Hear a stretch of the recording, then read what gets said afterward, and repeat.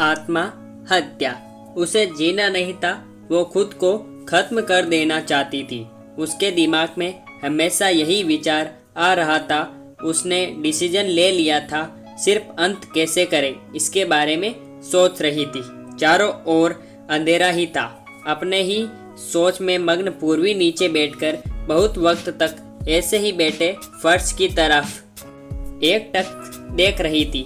पति के धोखेबाजी से पूर्वी अंदर से टूट गई थी। उसने बोलने हुए वे शब्द पूर्वी के दिल में घाव कर गए थे। इस बार पंकज ने तो हद पार ही कर दी थी। अब और जीने का कोई अर्थ ही नहीं बचा था।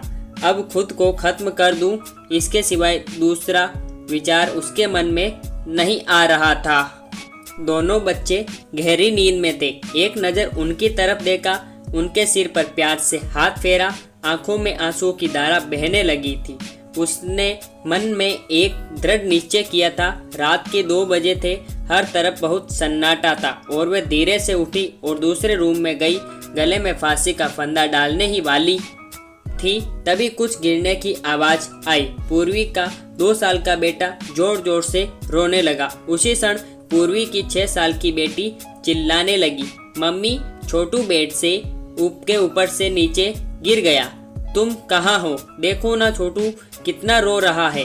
पूर्वी भागकर दूसरे रूम में आई और अपने बेटे को उठाकर अपनी गोद में लिया और अपने सीने से लगा लिया। बेटी रोते हुए बोली, मम्मी तुम कहाँ चली गई थी? मुझे बहुत डर लग रहा था। तुम हम दोनों को छोड़कर कहीं मत जाओ, मुझे अकेले में बहुत डर लगता है। पूर्वी अपने दोनों बच्चों को पास लेकर जोर से गले से लगा लिया और रोने लगी। दोनों बच्चे उसके सीने से लिपट कर सो जाते हैं। सो गए। रोते रोते पूर्वी को कब नींद आ गई उसे पता ही नहीं चला। काम वाली बाई गंगू की आवाज से पूर्वी की नींद टूटी। अरे मैडम, आपने बाहर का गेट खुला क्यों छोड़ दिया था? अरे मैडम, क्या हुआ? अभी तक आप सोई हुई हो? तबीयत तो ठीक है ना? वो खुद को संभालते हुए बोली, हाँ थोड़ी तबीयत ठीक नहीं है। घड़ी में वक्त देखती है तो 8:30 बजे थे। आज तुम्हें आने में इतनी देर क्यों हो गई? मैडम, चौथी गली में मेहता जी रहते हैं ना, उनकी बहू ने फांसी लगाकर आत्महत्या कर ली।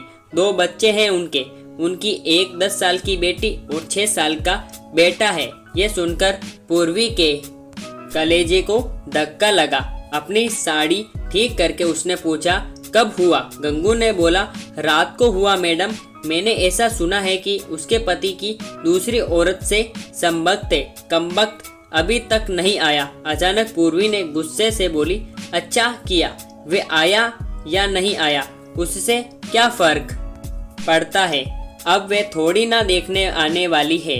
ये सुनकर गंगू पूर्वी के कान के पास आई और धीरे से बोली, मैडम, मैं अनपढ़ गंवार हूँ और घर घर में जाकर झाड़ू पोछा करके मेरा पेट भरती हूँ और आप पढ़े लिखे हुए लोग हो। भले ही मैं आपसे उम्र में बड़ी हूँ, जीवन का अनुभव आपसे थोड़ा ज़्यादा है। आजकल साहब और आपके बीच जो चल रहा है वह ठीक नहीं है। मुंह बंद था, फिर भी मेरे कान खुले रहते थे। मैं एक औरत हूँ और औरत का दुख मैं भी समझती हूँ, इसलिए मुझे आपको एक बात बतानी है। आत्महत्या ये कोई भी समस्या का समाधान हो नहीं सकता। जिंदगी में उतार चढ़ाव तो होते ही हैं, रहते हैं। इसका मतलब ऐसा नहीं कि आप अपनी जान दे दो। मैडम जी, कभी कभी आदमी अपना रास्ता भटक जाता है पर अंत में घूमकर अपने ही घर वापस आता है। और जब नहीं आए तो भी क्या फर्क पड़ता है? आप किसके लिए मरना चाहती हो? जो आपको प्यार नहीं करता, जिसको आपकी थोड़ी सी भी परवाह नहीं हो, उसके लिए आप जी नहीं सकती। जो आपसे प्यार करते हैं, जिसको आपकी कदर हो, आपके माता पिता जो आपसे बहुत प्यार करते हैं, आपके बच्चे जिनको आपकी जरूरत है। गंगू का बोलना सुनकर पूर्वी की आंखों में से आंसू की धारा बहने लगी। पूर्वी गंगू को गले लगाकर रोने लगी। गंगू पूर्वी को पीठ पर से हाथ फेरते हुए सोफे पर बिठाती है और बोलती है, बुरा न मानो तो एक बात बोलूं मैडम, खाली दिमाग शैतान का घर होता है। आप घर में बैठकर फालतू बातों को सोचते हो। मैं आपके घर में काम करने के बाद से मैं 9 से 3 इस वक्त स्कूल में झाड़ू लगाने जाती हूँ।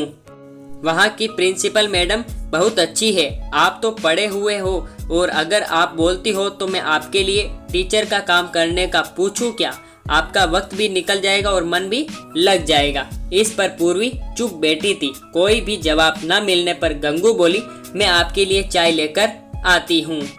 और गंगू काम करने लग जाती है। काम निपटाकर बोलती है, मैडम मैं जाती हूँ। उतने में पूर्वी उससे बोलती है, रुको गंगू, तुम स्कूल में मेरे लिए पूछना, यदि संभव हो तो प्रिंसिपल मैडम का नंबर मुझे ला कर दो।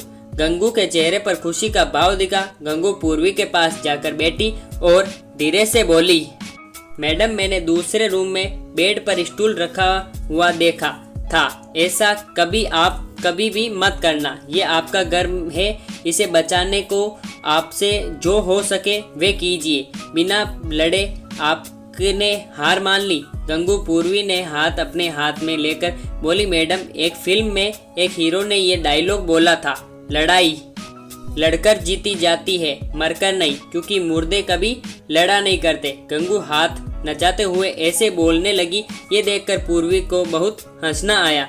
गंगू का बोलना सुनकर पूर्वी पर का मन हल्का हो गया और उसे एक नई आशा की किरण भी दिखी। वे अलमारी में से अपने सर्टिफिकेट निकालने लगी। दोस्तों, पति पत्नी का रिश्ता ये बहुत स्नेही होता है। भगवान को यही दुआ करता हूँ कि कोई भी पति पत्नी के जीवन में ऐसा मोड़ नहीं आना चाहिए। अगर आया भी तो आत्महत्या से उसका इलाज नहीं है। जीवन में कोई भी समस्या का आत्महत्या ये समाधान हो नहीं सकता।